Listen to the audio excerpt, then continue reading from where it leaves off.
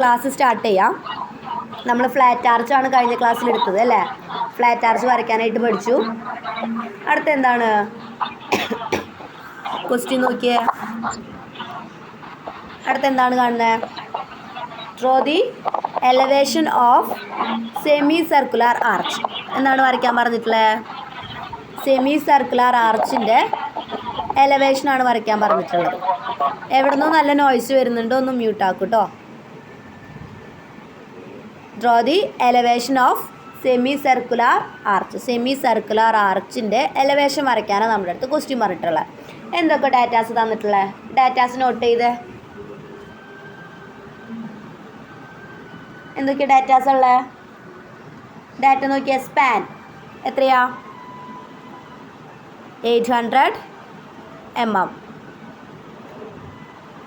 എഴുതിയെടുക്കാം കേട്ടോ data. Span 800 mm. അടുത്ത എന്താ തന്നിട്ടുള്ളത്?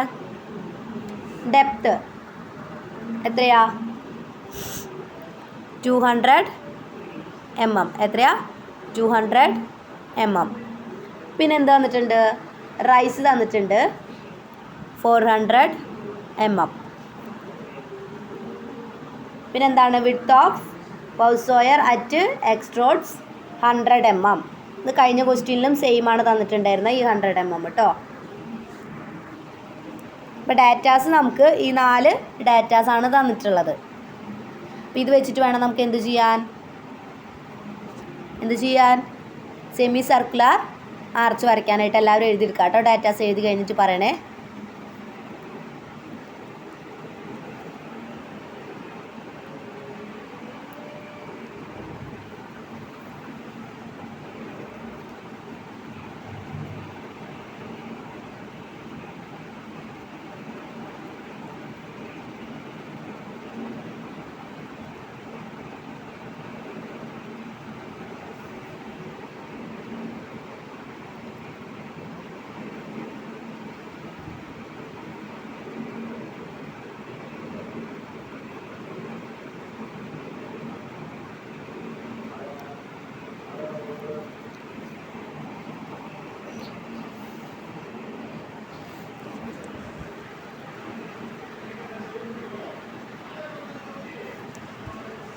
കഴിഞ്ഞോ?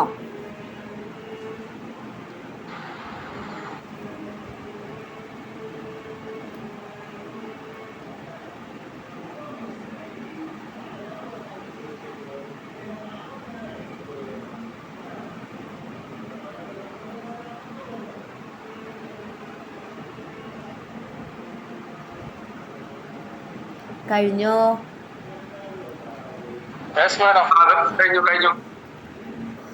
നമുക്ക് നോക്കിയാലോ. ഇതാണ് ഡാറ്റാസ് തന്നിട്ടുള്ള. സ്പാൻ 800 mm ആണ്, ഡെപ്ത് 200 mm ആണ്, റൈസ് 400 mm ആണ്. പിന്നെന്താണ്? ബൗസോയറിൻ്റെ എക്സ്ട്രോഡ്സിലെ വിഡ്ത്ത് 100 mm ആണ് തന്നിട്ടുള്ളത്. ആദ്യം എന്താ ചെയ്യുക? ഇതാണ് നമ്മുടെ സെമി സർക്കുലറിൻ്റെ ഫിഗർ. എന്താണ് സെമി സർക്കുലർ എന്ന് വരാനുള്ള കാരണം? തിയറി എടുത്തപ്പോൾ പറഞ്ഞിട്ടുണ്ടായിരുന്നു. എങ്ങനെയാണ് വരുന്നത്? ഓപ്പണിങ്ങിൽ എന്താണ്? സെമി സർക്കിളിൻ്റെ പകുതിയാണ് എന്ത് വരുന്നത്? ആർച്ചിൻ്റെ ഹൈറ്റ്. ആർച്ചിൻ്റെ റൈസ് വരുന്നത് എത്രയാണ്? 400 mm അല്ലേ? അതെത്രയാണ് പറഞ്ഞിട്ടുള്ളത്? അതായത് ഒരു സെമി സർക്കിളിൻ്റെ ഷേപ്പായിരിക്കും എന്തിനുണ്ടായിരിക്കുക? ആർച്ചിനുണ്ടായിരിക്കുക.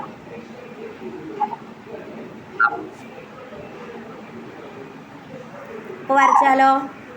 ഇങ്ങനെയാണ് കേട്ടോ ഷേപ്പ്. നോക്കിയേ.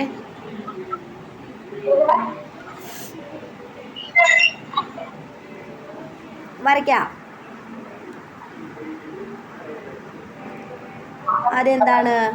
അതെന്ത് വരയ്ക്കണം? സ്പാൻ വരയ്ക്കണം അല്ലേ?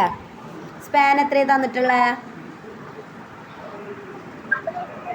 800 mm. റെസ്പോണ്ട് ചെയ്യൂ കേട്ടോ. സ്പാൻ എത്ര തന്നിട്ടുള്ളത്? 800 mm. നമുക്ക് എങ്ങനെ സ്കെയിൽ ചെയ്യാം?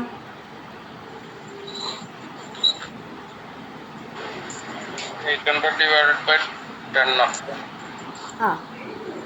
800-നെ 8 സെൻറ്റിമീറ്റർ ആക്കി divided by divided by 100 divide ചെയ്യണം. എന്താ എത്ര ഡിവൈഡ് ചെയ്യാ? 100ഓ?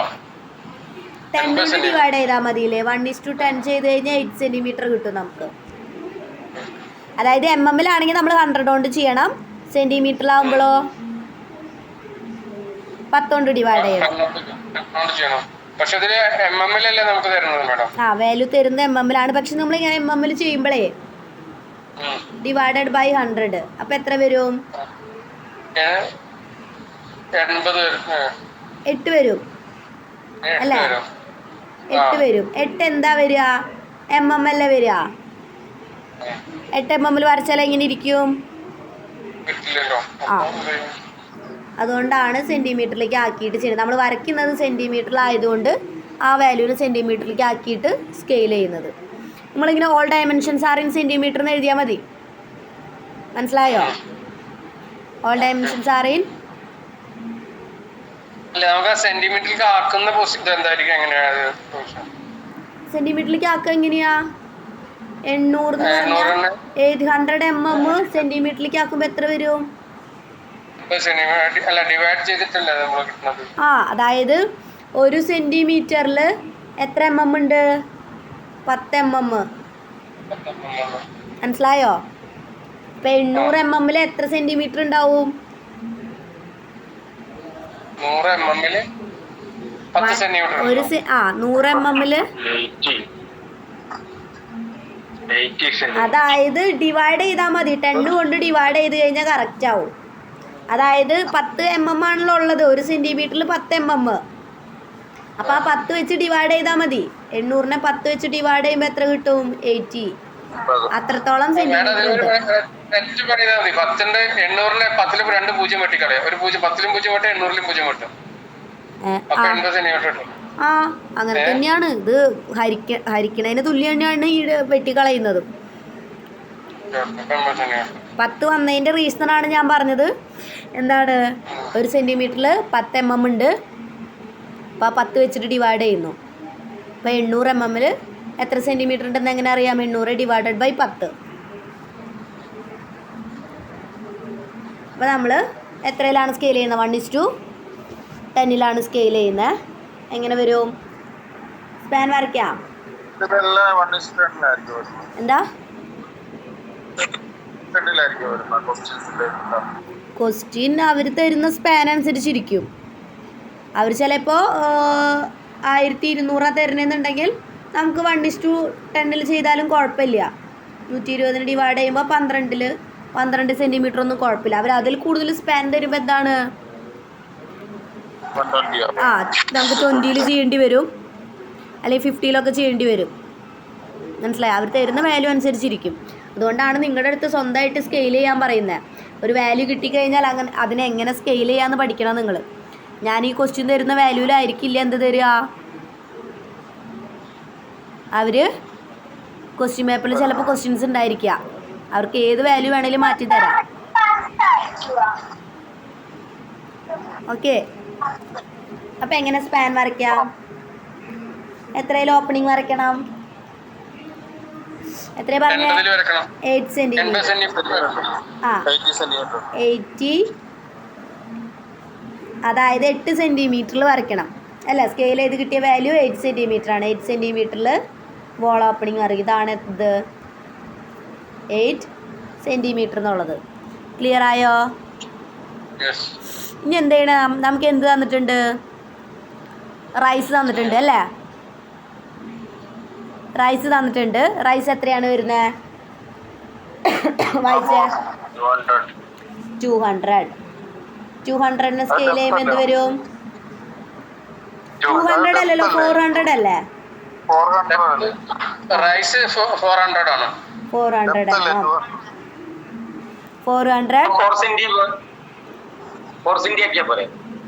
ആ, അതെ. അതായത് നമ്മൾ 1:10 ചെയ്യുമ്പോൾ എത്ര വരും? 4 സെൻറ്റിമീറ്റർ. അപ്പോൾ എങ്ങനെയാണ് റൈസ് വരയ്ക്കുക?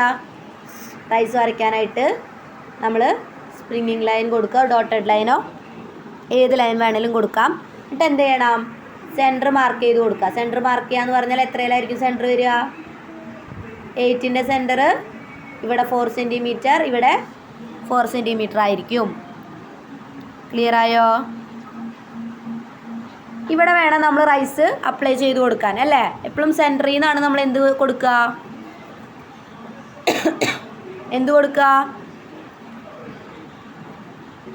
റൈസ് കൊടുക്കുക. വേറെ പോയിന്റിൽ നിന്നൊന്നല്ല കൊടുക്കുക. എന്താണ്, സ്പ്രിങ്ങിങ് ലൈനിൻ്റെ സെൻറ്ററിൽ നിന്നാണ് നമ്മൾ എപ്പോഴും റൈസ് കൊടുക്കുക. ഇനി എല്ലാ ആർച്ചിലും നമുക്ക് റൈസ് കൊടുക്കാനായിട്ടുണ്ട്. അപ്പോൾ എന്താണ്, സ്പ്രിങ്ങിങ് ലൈൻ വരച്ചതിന് ശേഷം അതിൻ്റെ സെൻറ്ററിൽ നിന്നായിരിക്കും നമ്മൾ എന്ത് കൊടുക്കുക, റൈസ് കൊടുക്കുക കേട്ടോ. താഴെ നിന്നൊന്നും കൊടുക്കരുത്. സ്പ്രിങ്ങിങ് ലൈനിൻ്റെ സെൻറ്ററിൽ നിന്നാണ് റൈസ് കൊടുക്കുക. സ്പാനിനെ പകുതിയാക്കുക. ഇപ്പോൾ ഇവിടെ ഒരു പോയിന്റ് കിട്ടും. അപ്പോൾ എങ്ങനെ ചെയ്യണം, 4 സെൻറ്റിമീറ്റർ മുകളിലേക്ക് വരയ്ക്കണം. ക്ലിയർ ആയോ? 4 സെൻറ്റിമീറ്റർ. എവിടെയാണ് ക്ലിയർ ആവാത്തത്? റൈസ് എവിടെ കൊടുക്കുക? സെൻറ്ററിൽ നിന്നാണ് കൊടുക്കുക. ഏത് സെൻറ്ററിൽ നിന്ന് കൊടുക്കണം? ഇവിടെ നിന്ന് താഴത്തെ സെൻറ്ററിൽ നിന്ന് കൊടുക്കാൻ പറ്റുമോ റൈസ്? ഇല്ല. റൈസ് നമ്മൾ എവിടെ കൊടുക്കുക? ആർച്ചിൻ്റെ തിയറി ക്ലാസ് എടുത്തപ്പോൾ നമ്മൾ ആർച്ചിൻ്റെ ഫിഗർ കാണിച്ച് എവിടെയൊക്കെയാണ് പാർട്സുകൾ വരുന്നതെന്ന് കാണിച്ചു തന്നിട്ടുണ്ടായിരുന്നു. അപ്പോൾ എവിടെയാണ് റൈസ് വരുന്നത്? സ്പ്രിങ്ങിങ് ലൈൻ വരച്ചിട്ട് അതിൻ്റെ സെൻറ്ററിൽ നിന്നാണ് എന്ത് വരിക, റൈസ് വരിക. സ്പ്രിങ്ങിങ് ലൈനിൻ്റെ സെൻറ്ററിൽ നിന്നാണ് നമ്മൾ എപ്പോഴും റൈസ് കൊടുക്കുക. അപ്പം അവിടെ നിന്ന് തന്നെയാണ് നമ്മൾ റൈസ് ഈ ക്വസ്റ്റ്യനിലും റൈസ് കൊടുക്കുന്നത്. ഇനിയുള്ള എല്ലാ ക്വസ്റ്റ്യനിലും ആർച്ചിലും നമുക്ക് റൈസ് കൊടുക്കാനായിട്ടുണ്ട് കേട്ടോ. അപ്പോൾ എന്ത് ചെയ്യണം, സ്പ്രിങ്ങിങ് ലൈൻ വരയ്ക്കുക, അതിൻ്റെ സെൻറ്ററിൽ മാർക്ക് ചെയ്ത് കൊടുക്കുക. എത്ര സെൻറ്റിമീറ്റർ വരയ്ക്കണം?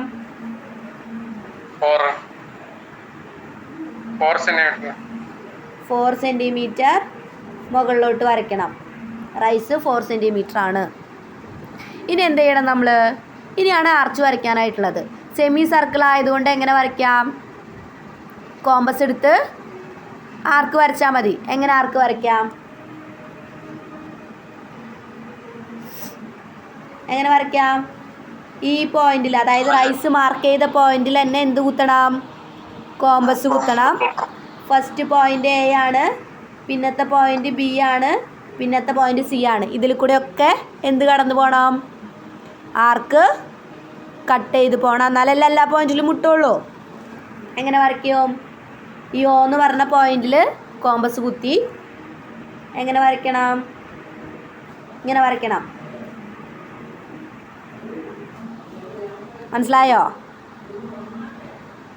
റേഡിയസ് 4 എടുത്ത് വരയ്ക്കണം. അപ്പോൾ എല്ലായിടത്തും റേഡിയസ് 4 ആയിരിക്കും. ഇവിടെയും 4 ആണ്, ഇവിടെയും 4 ആണ് അല്ലേ. സ്പാനിൻ്റെ പകുതി 4 അല്ലേ വരുന്നത്. അതുപോലെ റൈസും 4 ആണ് വരുന്നത്. അപ്പോൾ ഈ 4 പോയിന്റിലും മുട്ടണം. അല്ല, 3 പോയിന്റിലും മുട്ടണം. ക്ലിയർ ആയോ? ഇങ്ങനെയാണ് ഫസ്റ്റത്തെ എന്ത് വരയ്ക്കുന്നത്? ഇൻട്രഡോസ് വരയ്ക്കുന്നത്. ഇനി എക്സ്ട്രഡോസ് എങ്ങനെ വരയ്ക്കുക? ഡെപ്ത് എത്ര തന്നിട്ടുള്ളത്?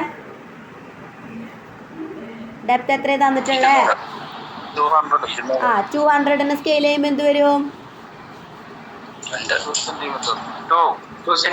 2 സെൻറ്റിമീറ്റർ ആയിരിക്കും ഡെപ്ത് വരിക. പേപ്പറിൽ എഴുതി വയ്ക്കാം, നോട്ട് ചെയ്യുന്ന ബുക്കിൽ എഴുതി വയ്ക്കാം കേട്ടോ. ഇതൊക്കെ എന്ത് ചെയ്യണം? 2 സെൻറ്റിമീറ്റർ എങ്ങനെ വരും? 2 സെൻറ്റിമീറ്റർ എക്സ്ട്രാ നമ്മൾ എന്ത് വരച്ചു കൊടുക്കണം? ഈ സൈഡിലേക്കും 2 സെൻറ്റിമീറ്റർ എക്സ്ട്രാ വരച്ചു കൊടുക്കണം. എന്നാലല്ലേ എക്സ്ട്രാ ഡോസ് വരയ്ക്കാൻ പറ്റുള്ളൂ. എങ്ങനെ എക്സ്ട്രാ ഡോസ് വരയ്ക്കാം? എന്താ? 6 സെൻറ്റിമീറ്റർ. അതായത് ഇങ്ങോട്ട് 2 സെൻറ്റിമീറ്റർ, ഇങ്ങോട്ട് 2 സെൻറ്റിമീറ്റർ. സെൻറ്ററിൽ എന്ത് ചെയ്യണം? ഓ എന്ന് പറയുന്ന പോയിന്റിൽ കോമ്പസ് കുത്തണം. ഈ എ എന്ന് പറയുന്ന പോയിന്റും എങ്ങനെ വരയ്ക്കണം കണ്ടോ? അപ്പോൾ ഇൻട്രഡോസായി, എക്സ്ട്രഡോസായി. ഇതെന്താണ്?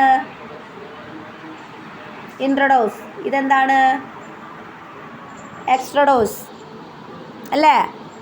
ഇൻട്രഡോസും എക്സ്ട്രഡോസും വരച്ചു കഴിഞ്ഞു. ഇതാണ് ആർച്ചിൻ്റെ മെയിൻ പാർട്സ് 2. ഇനി എന്താ ചെയ്യണ്ടേ പറഞ്ഞേ?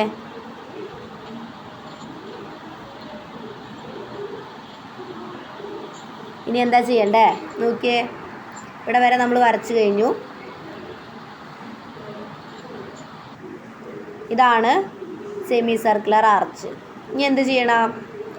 ഇൻട്രഡോസും എക്സ്ട്രഡോസും വരച്ചു കഴിഞ്ഞു. ഇനി എന്താ ചെയ്യണ്ടേ?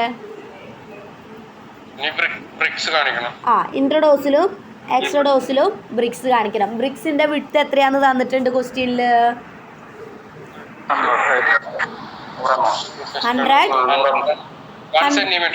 100 mm എന്ന് പറയുമ്പോൾ 1 cm ആയിരിക്കും വരിക. അതെങ്ങനെ മാർക്ക് ചെയ്ത് കൊടുക്കാം? സെന്ററിൽ രണ്ട് ഭാഗത്തേക്കും ഈക്വൽ ആക്കി ഡിവൈഡ് ചെയ്യാം.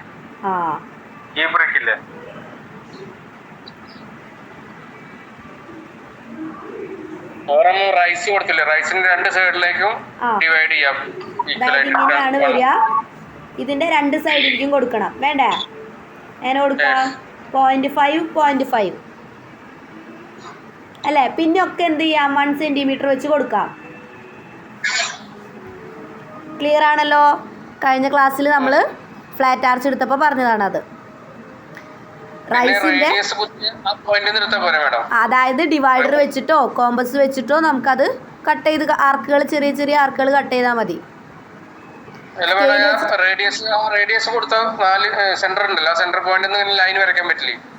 അത് പറയാം. അതായത് ഇപ്പുറത്തേക്ക് 0.5 കൊടുത്തു, ഇപ്പുറത്തേക്കും 0.5 കൊടുത്തു റൈസിൻ്റെ. ബാക്കിയുള്ള 1 cm നമ്മൾ എങ്ങനെ മാർക്ക് ചെയ്യും? ഡിവൈഡറിലോ അല്ലെങ്കിൽ കോമ്പസോ ഉപയോഗിച്ച് എന്ത് ചെയ്താൽ മതി? ആർക്കുകൾ, ചെറിയ ചെറിയ ആർക്കുകൾ കട്ട് ചെയ്തെടുത്താൽ മതി. അപ്പോൾ നമുക്ക് ആ 1 cm പോയിന്റ് കിട്ടും. ആർക്കായതുകൊണ്ട് തന്നെ സ്കെയിൽ ഉപയോഗിച്ച് ചെയ്ത് കഴിഞ്ഞാൽ ശരിയാവില്ല. മനസ്സിലായല്ലോ? ഇനി ആരും സ്കെയിലോ പ്രൊട്രാക്ടറോ ഒന്നും ഉപയോഗിച്ച് വരയ്ക്കാൻ നിൽക്കണ്ട. മനസ്സിലായോ? കോമ്പസോ ഡിവൈഡറോ ഉപയോഗിച്ച് ചെറിയ ചെറിയ ആർക്കുകൾ കട്ട് ചെയ്യുക, ആർക്കുകൾ മാർക്ക് ചെയ്യുക. ഇനി എന്ത് ചെയ്യണം? നമ്മൾ ബ്രിക്കുകളുടെ ലൈൻ കറക്റ്റ് ആവാൻ എന്ത് ചെയ്യണം? ഇവിടെ ആയിരിക്കണം. അതായത് നമ്മുടെ സെൻറ്റർ പോയിന്റ് ഉപയോഗിച്ച് വേണം എന്ത് ചെയ്യാനായിട്ട്? ഇങ്ങനെ വരയ്ക്കാനായിട്ട്. കണ്ടോ? നമ്മൾ ഫ്ലാറ്റ് ആർച്ചിൽ പറഞ്ഞ പോലെ എന്താണ്, ഇങ്ങനെ വേണം വരയ്ക്കാനായിട്ട്. എന്നാലാണ് ബ്രിക്കുകൾ എന്തായിട്ടിരിക്കുള്ളൂ? Correct arrange ആയിട്ടിരിക്കുള്ളൂ. ഈ ഫിഗറിൽ കണ്ടാൽ നോക്കുക. നോക്കിയേ, കണ്ടോ? കണ്ടോ ഇങ്ങനെയാണ് വന്നിട്ടുള്ളത്? ഇങ്ങനെ. അതായത് ഈ സെൻറ്റർ പോയിന്റിൽ നിന്നാണ് എല്ലാ മാർക്കിങ്സും പോയിട്ടുള്ളത്. കണ്ടോ? എല്ലാ മാർക്കിങ്സും ഞാൻ വരയ്ക്കുമ്പോൾ ചെരിഞ്ഞു പോകുന്നതാണ്. എല്ലാ മാർക്കിങ്സും എന്താണ്? സെൻറ്ററിൽ നിന്നാണ് കണക്റ്റഡ് ആയിട്ടുള്ളത്. കഴിഞ്ഞല്ലോ. ഇനി നമുക്ക് എന്ത് ചെയ്യാം? അതിൽ ബ്രിക്കുകളുടെ മാർക്കിങ്സ് ഇട്ട് കൊടുക്കാം. ഈ കീ സ്റ്റോൺ ഒഴികെ ഇതാണ് എന്ത്? ഈ സെൻറ്ററിലുള്ളതാണ് എന്ത്? Key stone. കീ സ്റ്റോൺ അങ്ങനെ തന്നെ നിർത്തുക. ബാക്കി എല്ലാ സ്റ്റോണിനും എന്ത് കൊടുക്കുക? ബ്രിക്കിൻ്റെ സിമ്പൽ കൊടുക്കുക. ഇൻട്രഡോസിലും എക്സ്ട്രഡോസും വരുന്നത്. ക്ലിയർ ആയോ? അതായത്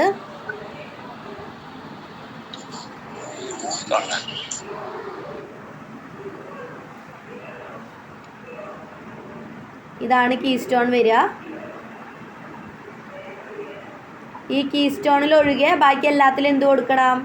ബ്രിക്കിൻ്റെ സിമ്പലുകൾ ഇങ്ങനെ കൊടുക്കണം. ക്ലിയർ ആയോ? പിന്നെ എന്ത് ചെയ്യുക?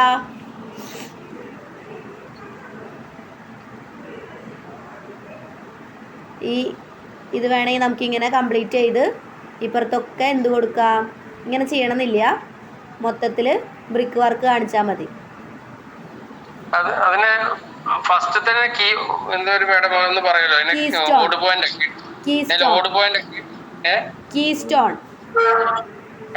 സെന്ററിലുള്ളത് മറ്റേതിന്റെ സ്റ്റോണിന്റെ സിമ്പൽ വരക്കുമ്പോഴേ ബോർഡ് പോയിന്റ് ഫസ്റ്റ് 2 സെക്കൻഡ് 2 അല്ലേ?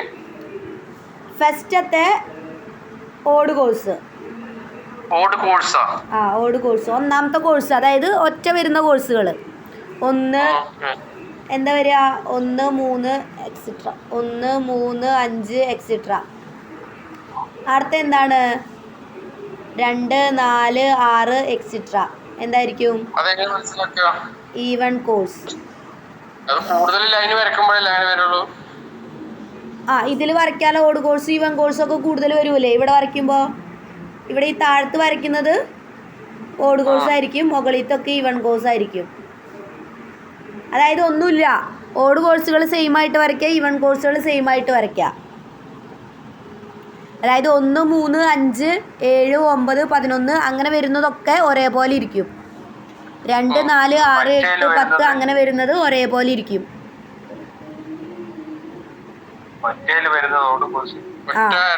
ഒറ്റയും ഇരട്ടയും, അതാണ് ഓടും ഈവനും. ഒറ്റ സംഖ്യകളും ഇരട്ട സംഖ്യകളും.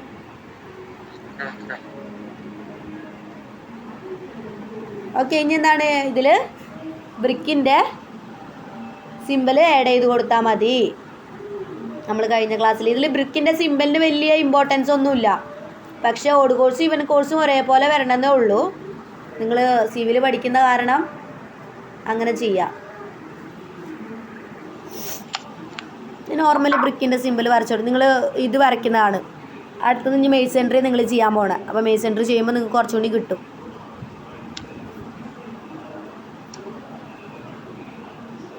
അപ്പോൾ ഇങ്ങനെയാണ് എന്ത് വരുന്നത്. ഇതിൽ ഇനി അടയാളപ്പെടുത്തി കൊടുക്കണം. സ്പാൻ ഇത്രയാണ്, 8 സെൻറ്റിമീറ്റർ ആണ് വരുന്നത്. റൈസ് 4 സെൻറ്റിമീറ്റർ ആണ് വരുന്നത്. അതായത് ഇതിൽ കാണുന്നത് പോലെ മാർക്ക് ചെയ്ത് കൊടുക്കണം. നമുക്ക് തന്നിട്ടുള്ള ഡാറ്റാസ് ആർച്ചിൽ നമ്മൾ എന്ത് ചെയ്ത് കൊടുക്കണം? മാർക്ക് ചെയ്ത് കൊടുത്തിട്ടുണ്ടായിരിക്കണം. നമുക്ക് തന്നിട്ടുള്ള ഡാറ്റാസ് എന്ത് ചെയ്തിരിക്കണം? കണ്ടോ, റൈസ് മാർക്ക് ചെയ്തിട്ടുണ്ട്, സ്പാൻ മാർക്ക് ചെയ്തിട്ടുണ്ട്.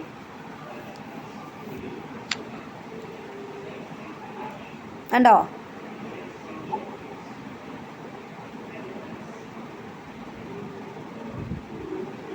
പിന്നെ ഈ ക്വസ്റ്റ്യനിൽ തന്നെ എന്തുണ്ട്,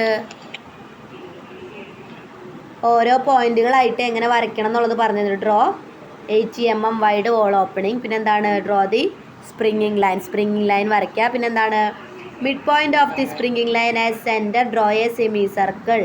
അതായത് സെമി സർക്കിൾ വരയ്ക്കുന്നത് എന്താ, ഇൻട്രോഡോസ് ആണ് നമ്മൾ വരയ്ക്കുന്ന semi circle.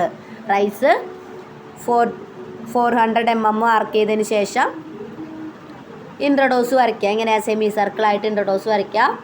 From the same centre draw extrados. എന്താണ്, സെയിം സെൻറ്റർ തന്നെ യൂസ് ചെയ്ത് എന്ത് വരയ്ക്കണം, എക്സ്ട്രാ ഡോസും വരയ്ക്കണം. നമ്മൾ വരച്ച ഇൻട്രഡോസ് പോലെ തന്നെ എക്സ്ട്രാ ഡോസും വരയ്ക്കുക. പിന്നെ എന്താണ്, mark 100 mm interval in extrados. നമ്മൾ മാർക്ക് ചെയ്തില്ലേ ഓരോ സെൻറ്റിമീറ്റർ വീതം.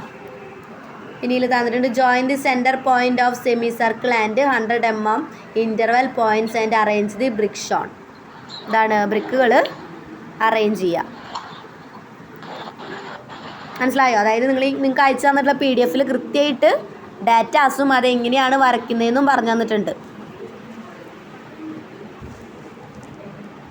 മനസ്സിലായോ?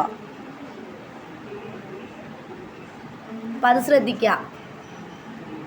ഡ്രോയിങ് ചെയ്യാതിരിക്കുമ്പോൾ അതൊന്ന് വായിച്ച് നോക്കുക, അല്ലെങ്കിൽ ചെയ്യുന്നതിന് മുമ്പായിട്ട് വായിച്ച് നോക്കുക, അല്ലെങ്കിൽ ക്ലാസ് കഴിഞ്ഞിട്ടോ എന്തായാലും വായിച്ച് നോക്കണം കേട്ടോ. അതിന് വേണ്ടിയിട്ടാണ് ഈ ഡാറ്റാസൊക്കെ അയച്ചു തന്നിട്ടുള്ളത്.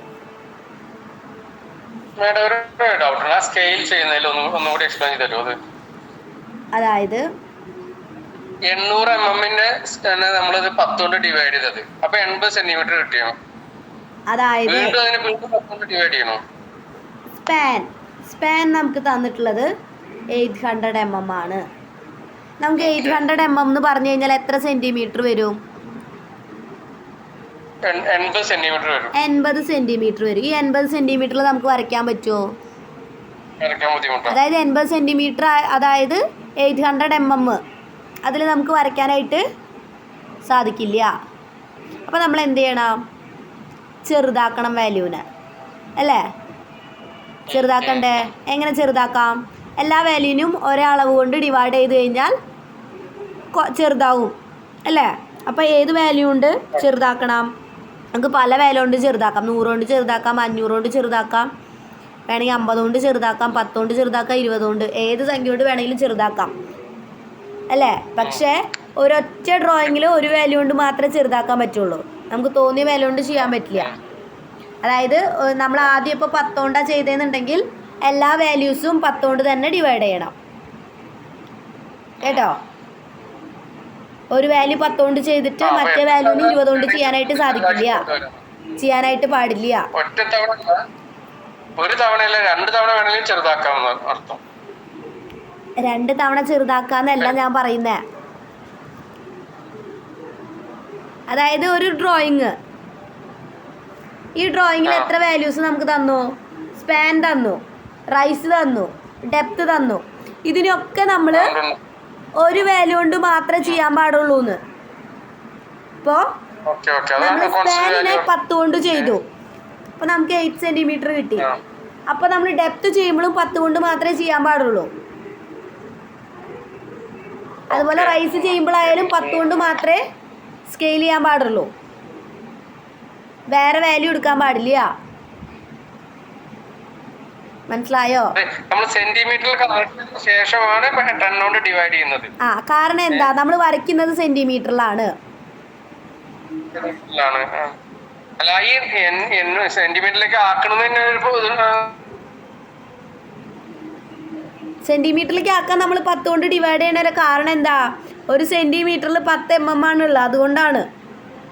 മനസ്സിലായോ? അല്ലാതെ 2 വട്ടം 10 കൊണ്ട് ഡിവൈഡ് ചെയ്യണമെന്നല്ല അതിന്റെ മീനിങ്. 10 കൊണ്ട് ഡിവൈഡ് ചെയ്യണ്ടല്ലോ, വീണ്ടും 10 കൊണ്ട് ഡിവൈഡ് ചെയ്യല്ലേ? അതായത് നമ്മൾ ആദ്യം ഞാൻ പറയണത് ആദ്യം അങ്ങോട്ട് കേൾക്കൂ. നമ്മൾ ആദ്യം ചെയ്യുന്നത് ഈ MM ആണ് ആദ്യം തന്നിട്ടുള്ളത് നമുക്ക്. MM-നെ നമ്മൾ ഡയറക്റ്റ് ആയിട്ട് ഇപ്പം നമുക്ക് വേണമെങ്കിൽ 1:100 കൊണ്ട് സ്കെയിൽ ചെയ്യാം, ചെയ്തൂടെ? അപ്പോൾ ചെയ്യുമ്പോൾ എത്ര കിട്ടും നമുക്ക്? 8 ആണ് കിട്ടുക, അല്ലേ? 8 mm എന്നാണ് നമുക്ക് കിട്ടുക. 8 mm വരച്ച് കഴിഞ്ഞാൽ എങ്ങനെ ഇരിക്കും ഫിഗർ? 1 സെൻറ്റിമീറ്റർ പോലും ഇല്ല. അതിൽ നമുക്കൊരു സ്പാൻ വരയ്ക്കാൻ പറ്റുമോ? പറ്റുമോ? ഇല്ല. അപ്പോൾ നമ്മൾ എന്ത് ചെയ്യും? MM-നെ സെൻറ്റിമീറ്ററിലേക്ക് ആക്കിയതിന് ശേഷം, കാരണം നമ്മൾ സെൻറ്റിമീറ്റർ സ്കെയിൽ ഉപയോഗിച്ചുകൊണ്ടാണ് വരയ്ക്കുന്നത്, ആണോ? സെൻറ്റിമീറ്റർ സ്കെയിൽ ഉപയോഗിച്ചുകൊണ്ട് വരയ്ക്കുന്നതുകൊണ്ട് തന്നെ ആദ്യം സെൻറ്റിമീറ്ററിലാക്കിയതിന് ശേഷം സ്കെയിൽ ചെയ്യും വാല്യൂസിനെ. അപ്പോൾ സെൻറ്റിമീറ്ററിലേക്ക് ആക്കുമ്പോൾ എത്ര വരും? 800 mm-ന് 80 സെൻറ്റിമീറ്റർ വരും. മനസ്സിലായോ? എന്നിട്ട് നമ്മൾ 10 കൊണ്ട് സ്കെയിൽ ചെയ്യുമ്പോൾ എന്ത് വരും? 8 സെൻറ്റിമീറ്റർ. ഇതിനർത്ഥം നമ്മൾ 2 വട്ടം 10 കൊണ്ട് ഡിവൈഡ് ചെയ്യണമെന്നല്ല, എല്ലാ വാല്യൂസും ഇതുപോലെ അല്ല ചെയ്യാം. മനസ്സിലായോ? വാല്യൂ എന്താ? 800-നെ തന്നെ 10 കൊണ്ട് ഡിവൈഡ് ചെയ്താൽ പോരെ, സ്കെയിൽ ചെയ്താൽ പോരെ? 800-നെ തന്നെ 10 കൊണ്ട് ചെയ്യുമ്പോൾ എത്ര കിട്ടുക? 80 സെൻറ്റിമീറ്റർ അല്ലേ? 80 സെൻറ്റിമീറ്ററിൽ വരയ്ക്കാൻ പറ്റുമോ? അല്ല, 100 കൊണ്ട് ചെയ്യണ്ട, 10 കൊണ്ട് ചെയ്താൽ മതിയല്ലോ. 800 ഡിവൈഡഡ് ബൈ 10, അപ്പൊ 80 mm കിട്ടി. 80 mm കിട്ടി കഴിഞ്ഞാൽ 8 സെന്റിമീറ്റർ. അതന്നെയാണല്ലോ നമ്മൾ ഇവിടെയും ചെയ്തത്. അതെ, രണ്ടും. പക്ഷേ ഇത് 2 സ്റ്റെപ്പ് കൂടിയപ്പോ ഉള്ള കൺഫ്യൂഷൻ ആണ് പ്രശ്നം. അതായത് 2 വട്ടം 10 കൊണ്ട് ചെയ്യണം. ഇതേ സെയിം തന്നെയാണ് നമ്മൾ ചെയ്യുന്നത്. വാസിൽ പറഞ്ഞ പോലെ 80 mm-നെ നമ്മൾ 10 കൊണ്ട് ജസ്റ്റ് ഡിവൈഡ് ചെയ്യാണ്. അപ്പോഴും നമ്മൾ 10 കൊണ്ട് ഡിവൈഡ് ചെയ്യുന്നുണ്ട്, പിന്നെ സ്കെയിൽ ചെയ്യാൻ വീണ്ടും 10 കൊണ്ട് ഡിവൈഡ് ചെയ്യുന്നുണ്ട്. മനസ്സിലായോ? അല്ല, ആദ്യം ഡിവൈഡ് ചെയ്യണം. ആ ഒറ്റ ഡിവൈഡിലാണ് കഴിഞ്ഞില്ലേ? 800 ഡിവൈഡഡ് ബൈ 10. അപ്പൊ എത്ര വരിക? 800 ഡിവൈഡഡ് ബൈ 10 ചെയ്യുമ്പോൾ എത്ര വരും? 80 mm. 80 mm. അതായത് അതിൽ കൺഫ്യൂഷൻ വരാനുള്ള കാരണം നമ്മൾ 80 mm-നെ വീണ്ടും നമ്മൾ സെൻറ്റിമീറ്ററിലേക്ക് വരയ്ക്കുന്നത്, അല്ലേ? സെൻറ്റിമീറ്റർ സ്കെയിലാണ് വരയ്ക്കുന്നത്. അപ്പോൾ നിങ്ങൾക്ക് ഡൗട്ട് വരാതിരിക്കാനാണ് കറക്റ്റായിട്ട് സെൻറ്റിമീറ്ററിലേക്ക് ആക്കിയതിന് ശേഷം ഞാൻ സെൻറ്റിമീറ്റർ പറഞ്ഞു തരുന്നത്. മനസ്സിലായോ? അതായത് കുറച്ച് ലോജിക്കലി ചിന്തിക്കുന്നവർക്ക് പെട്ടെന്ന് മനസ്സിലാവും അത്. ആദ്യം ഒന്നും ചെയ്യുന്നില്ല, ആദ്യം 800-നെ സെന്റിമീറ്റർക്ക് ആക്കണുള്ളൂ. 80 സെന്റിമീറ്റർ. അതായത് നമ്മൾ സെന്റിമീറ്ററിലാണ് സ്കെയിൽ ഉപയോഗിച്ച് വരയ്ക്കുന്നത്, അല്ലേ? നമ്മൾ MM ഉണ്ടെന്ന് പറഞ്ഞാലും സെന്റിമീറ്ററെ നമ്മൾ അതിൽ നോക്കുള്ളൂ, അല്ലേ? ചെറിയ ഡ്രോയിങ് ആണെങ്കിൽ നമുക്ക് MML ചെയ്താലും കുഴപ്പമില്ലല്ലോ. കുഴപ്പമില്ല. ചെറുത് വരുമ്പോൾ നമുക്ക് കുഴപ്പമില്ല, പക്ഷെ വലുതൊക്കെ വരയ്ക്കുമ്പോൾ നമുക്ക് MM കണക്ക് വരുമ്പോൾ എങ്ങനെ ശരിയാവുക? ചെയ്യാൻ വേണ്ടി ഷീറ്റിൽ ഉൾക്കൊള്ളാത്ത ഡ്രോയിങ് വരുമ്പോഴാണ്. അതെ, ഷീറ്റിൽ നമുക്ക് ചെയ്യാൻ കൊള്ളാൻ പറ്റാണ്ടാവുമ്പോഴാണ് നമ്മളിത് ചെയ്യാം. നമുക്ക് ഓഫ്ലൈൻ ക്ലാസ്സിന് വരും. അപ്പോൾ ഞാൻ ഒന്നും കൂടി സ്കെയിൽ ചെയ്യണതിൻ്റെ പ്രോബ്ലംസ് പറഞ്ഞു തരാം നിങ്ങൾക്ക്. ഇപ്പോൾ നിങ്ങൾ കഴിഞ്ഞ ക്ലാസ്സിൽ വന്നവർക്ക് ഏറെക്കുറെ ഐഡിയ ഉണ്ടായിരിക്കും ഫൗണ്ടേഷൻ വരച്ചപ്പോൾ, ഇല്ലേ? സ്കെയിലിങ്ങിൻ്റെ കാര്യം ഫൗണ്ടേഷൻ വരച്ചപ്പോൾ കുറച്ചൊക്കെ ഒരു ഐഡിയ കിട്ടിയില്ലേ സ്കെയിൽ ചെയ്യുന്നതിൻ്റെ കാര്യം? അതായത് ഓഫ്ലൈൻ ക്ലാസ്സിന് വരിക, നിങ്ങൾക്ക് ഡൗട്ടുകൾ കാര്യങ്ങൾ വ്യക്തമായിട്ട് വരച്ച് ആ ഡൗട്ടുകൾ ക്ലിയർ ചെയ്യാനായിട്ട് ഓഫ്ലൈൻ ക്ലാസ്സിൽ തന്നെ വരണം. പ്രാക്ടിക്കൽ ഒരിക്കലും നമുക്ക് ഇതുപോലെ ഡ്രോയിങ്സ് ഒന്നും ഓൺലൈനിൽ എടുത്തു കഴിഞ്ഞാൽ കറക്റ്റായിട്ട് മനസ്സിലാവില്ല. പിന്നെ കുറച്ചും കൂടി അതിൽ ഡീപ്പായിട്ട് റെഫറിങ്ങും കാര്യങ്ങളും നോക്കുന്നവർക്ക് മാത്രമേ മനസ്സിലാവുള്ളൂ. അല്ലെങ്കിൽ ഇതായിട്ട് റിലേറ്റഡ് ആയിട്ട് വർക്ക് ചെയ്യുന്നവർക്ക് അല്ലെങ്കിൽ പഠിച്ചിട്ടുള്ളവർക്ക് തന്നെ മനസ്സിലാവുള്ളൂ. അപ്പോൾ അതുകൊണ്ടാണ് പറയണത് ഓഫ്ലൈൻ ക്ലാസ്സിന് വരാം. ഓക്കെ, നമുക്ക് അടുത്ത ക്വസ്റ്റ്യനിലേക്ക് കിടക്കാം. എന്താ എന്താ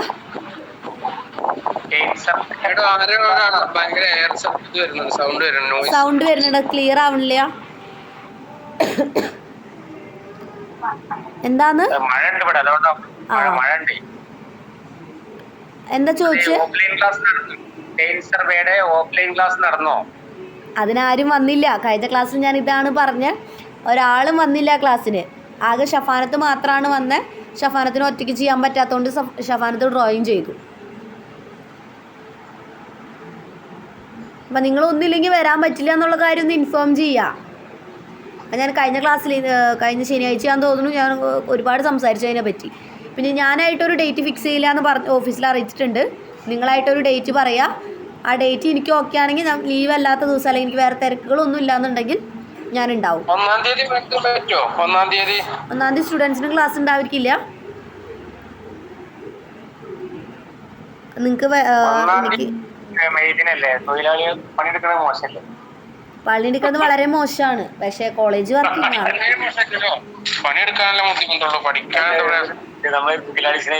നിങ്ങൾ പഠിക്കുകയാണ്, പക്ഷെ ഞാൻ പണിയെടുക്കുകയാണല്ലോ, അത് മോശമല്ലേ?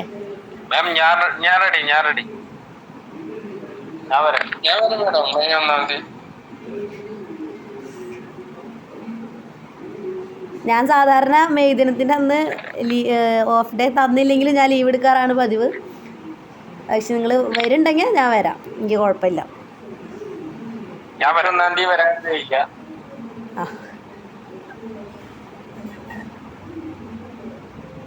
അപ്പോൾ വരുന്നവരുണ്ടെങ്കിൽ പറയൂ, ഒരു 10 പേരുടെ അടുത്തെങ്കിലും ഉണ്ടെങ്കിൽ കാര്യമുള്ളൂ നമുക്കിങ്ങനെ ഓഫ്ലൈൻ ക്ലാസ്സിന് വന്നിട്ട്.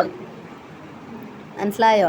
മാഡം 10-ാം തീയതി ആർക്കെങ്കിലും വരാൻ പറ്റും? ഒരു 10 പേരെങ്കിലും ഉണ്ടെങ്കിൽ ചെയിൻ സർവേ ഒരു ദിവസം കൂടി കുറച്ചൊക്കെ കൂടുതൽ ചെയ്യാൻ പറ്റും. ഒരു ദിവസം കൂടി നമുക്ക് ഒരു വിധമൊക്കെ കംപ്ലീറ്റ് ചെയ്യാം. ചെയിൻ സർവേയുടെ ഒരു വിധമൊക്കെ കംപ്ലീറ്റ് ചെയ്യാൻ പറ്റും. ദിവസം നല്ലത് 10-ാം തീയതി സെക്കൻഡ് സാറ്റർഡേ. അതെ, നിങ്ങൾ തന്നെ ഫിക്സ് ചെയ്തിട്ട്, അതായത് എത്ര പേര് വരുന്നുള്ള പേരും ഡീറ്റെയിൽസും എടുത്തിട്ട് നിങ്ങൾ തന്നെ ഒരു ഡേറ്റ് പറഞ്ഞാൽ മതി. ഞാനായിട്ട് ഇനി ഒരു ഡേറ്റ് ഫിക്സ് ചെയ്യില്ല എന്ന് ഞാൻ ഉറപ്പിച്ചതാ. പല ഡേറ്റുകൾ ഞാൻ വെച്ചു, അതിലൊന്നും ഓഫ്ലൈൻ ക്ലാസ്സിന് ആരും അറ്റൻഡ് ചെയ്യണില്ല. ആകെ ആ ഫൗണ്ടേഷൻ എടുത്ത ഓഫ്ലൈൻ ഡ്രോയിങ്ങിൻ്റെ ക്ലാസ്സിൽ മാത്രമാണ് ആകെ കുട്ടികൾ വന്നത്. ആകെ 5 പേര് വന്നത് അന്നത്തെ ദിവസം മാത്രമാണ്, ആ ഒരു ശനിയാഴ്ച വെച്ചിട്ട്. ബാക്കി അതിൻ്റെ ഇടയിൽ വെച്ച് ഒരു ഓഫ്ലൈൻ ക്ലാസ്സിനും ആരും വന്നിട്ടില്ല. മറ്റുള്ള കുട്ടികളെ പോലെ കണ്ടു കഴിഞ്ഞാൽ പ്രയാസം. ഇല്ല, ബാക്കിയുള്ള കുട്ടികളെ പോലെ നിങ്ങളെ കാണുന്നില്ല. അതുകൊണ്ടാണ് നിങ്ങൾക്ക് സ്പെഷ്യലായിട്ട് ഓഫ്ലൈൻ ക്ലാസ്സും കാര്യങ്ങളും ഞാൻ ബാക്കിയുള്ള കാര്യങ്ങൾ ഒഴിവാക്കി നിർത്തിയിട്ട് നിങ്ങൾക്ക് വേണ്ടി ഫ്രീ ആയിട്ട് നിൽക്കുന്നത്. അതായത് നിങ്ങൾ വരുന്നുണ്ടെങ്കിൽ ക്ലാസ് എടുക്കാനായിട്ട്. 10-ാം തീയതി ഞങ്ങൾ എല്ലാവരും എത്താം. 10-ാം തീയതി ഞങ്ങൾ എല്ലാവരും ചെയിൻ സർവേ മാത്രം എടുത്ത് തരാണെങ്കിൽ ഞങ്ങൾ 10-ാം തീയതി എല്ലാവരും എത്താന്ന് പറഞ്ഞുകൊണ്ട് മാത്രം കാര്യമില്ല. എത്ര പേര് എത്തും ആ ഡീറ്റെയിൽസ് ഉണ്ടെങ്കിൽ മാത്രമേ ഞാൻ വരുള്ളൂ. നിങ്ങൾ വെറുതെ വരുമെന്ന് പറയുള്ളൂ. നിങ്ങൾ എന്നിട്ട് അന്നത്തെ ദിവസം രാവിലെ മെസ്സേജ് അയക്കും വരാൻ പറ്റില്ല എന്ന് പറഞ്ഞിട്ട്. വരാൻ പറ്റില്ലാത്തവർക്ക് ഇനി വേറെ ദിവസം പറഞ്ഞു. അത്ര എമർജൻസി വല്ല മരണോ കല്യാണോ ഉള്ളവർക്കല്ലേ ഒഴിവാക്കണ്ടുള്ളൂ. അതെ, ഒരു 10 പേരെങ്കിലും വായോ. എന്തായാലും ഒരു ഓഫ് ഡേ എടുത്ത് നമ്മൾ വരുന്നതല്ലേ, അപ്പോൾ കുറച്ച് പേരെങ്കിലും വായോ. അതായത് ഞാൻ സാധാരണ കേസിൽ ഞാൻ മെയ് ദിനത്തിൻ്റെ അന്ന് ലീവ് അവിടെ നിന്ന് ഉണ്ടാവാറില്ല. മെയ് ദിനത്തിന് അവിടെ നിന്ന് ഓഫൊന്നുമില്ല. അപ്പോൾ ഫില്ലിങ്ങിൽ കൂടി ഞാൻ ഓഫ് എടുക്കുന്ന ആളാണ്. പക്ഷെ നിങ്ങൾ വരാമെന്ന് പറഞ്ഞത് കൊണ്ടാണ് ഞാൻ ലീവ് ആ സെക്കൻഡ് സാറ്റർഡേ അല്ലേ. സെക്കൻഡ് സാറ്റർഡേ തന്നെ ആണെങ്കിലും ഇത് തന്നെയാണ് അവസ്ഥ. അപ്പോൾ ഞാൻ ലീവ് എടുക്കാണ്ടിരിക്കുകയാണ്. അപ്പോൾ നിങ്ങൾ വരിക.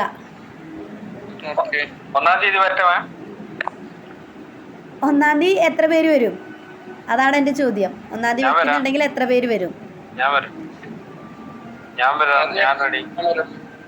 അതാണ് ഞാൻ ചോദിച്ചത്. കുറച്ച് പേര് വരുന്നുണ്ടെങ്കിൽ നമുക്ക് കുഴപ്പമില്ല. ആ ഒരു ദിവസം നമ്മൾ ലീവ് എടുത്ത് നമ്മുടേതായിട്ടുള്ള പേഴ്സണൽ കാര്യത്തിന് വേണ്ടി മാറ്റി വയ്ക്കുന്ന ദിവസമായിരിക്കും. അപ്പോൾ നമ്മളൊരു 1-2 ആൾക്ക് വേണ്ടി നമ്മളത് മാറ്റി വെച്ച് വന്ന് നമുക്കതൊരു ഇതാവരുത്.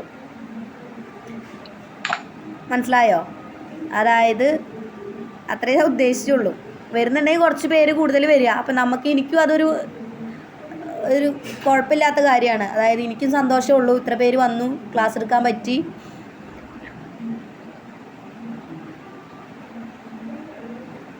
പിന്നെ ഷഫാനത്ത് വന്ന ദിവസം സർവേയിങ്ങിന് വന്നപ്പോൾ ആകെ ഒരാളുള്ളൂ. ഞാൻ എങ്ങനെ എടുത്തു കൊടുക്കും ക്ലാസ്?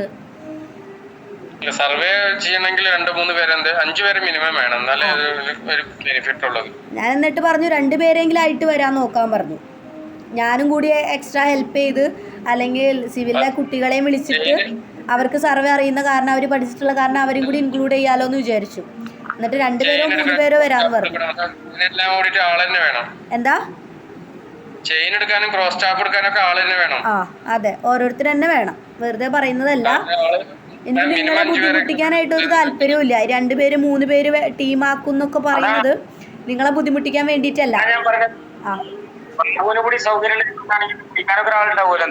എന്താ ബാബുവിനെ കൂടി ദിവസം ആ അതെ, സെക്കൻഡ് സാറ്റർഡേ വെക്കാം അല്ലേ? പിന്നെ എൻ്റെ അടുത്ത് ഓഫീസിൽ നിന്ന് ചോദിച്ചു എന്നാണ് ഓഫ്ലൈൻ ക്ലാസ് വെക്കണേന്ന്. അപ്പം ഞാൻ പറഞ്ഞ കാര്യം ഇങ്ങനെയാണ്, കഴിഞ്ഞ ഓഫ്ലൈൻ ക്ലാസ് വെച്ചപ്പോൾ വന്നിട്ടില്ല, അവരോടൊരു ഡേറ്റ് ഫിക്സ് ചെയ്യാനാണ് പറഞ്ഞിട്ടുള്ളത്. അപ്പോൾ നിങ്ങൾ തന്നെ ഗ്രൂപ്പിൽ പറഞ്ഞോ സെക്കൻഡ് സാറ്റർഡേ ആണ്, എത്ര പേര് വരുന്നുള്ള ലിസ്റ്റോ കാര്യങ്ങളൊക്കെ നിങ്ങൾ തന്നെ എടുക്കുക, എത്രത്തോളം പേരുണ്ടാവും നോക്കുക. നമുക്ക് ചെയിൻ സർവേ ഒരു ദിവസം ഫുള്ള് കിട്ടുകയാണെങ്കിൽ നമുക്ക് അത്രത്തോളം ചെയിൻ സർവേ എടുത്ത് തീർക്കാൻ പറ്റും. സെക്കൻഡ് സാറ്റർഡേ സൺഡേ കൂടി 2 ദിവസം അടുപ്പിച്ച് വരുന്നുണ്ട്. അപ്പോൾ കണ്ടിന്യൂഷൻ വരാൻ പറ്റുന്നവരാണെങ്കിൽ അത് കണ്ടിന്യൂസ് ചെയ്യാലോ. ആ ആരെങ്കിലും അവിടെ സ്റ്റേ ചെയ്യാൻ ഉദ്ദേശിക്കുകയാണെങ്കിൽ സ്റ്റേ ചെയ്തിട്ടെങ്കിലും 2 ദിവസം കൂടെ തീർക്കാൻ പറ്റുമെങ്കിൽ നോക്കും. അടുത്ത മാസത്തേക്ക് കടന്നാൽ പിന്നെ മഴയായാലും പറ്റില്ല.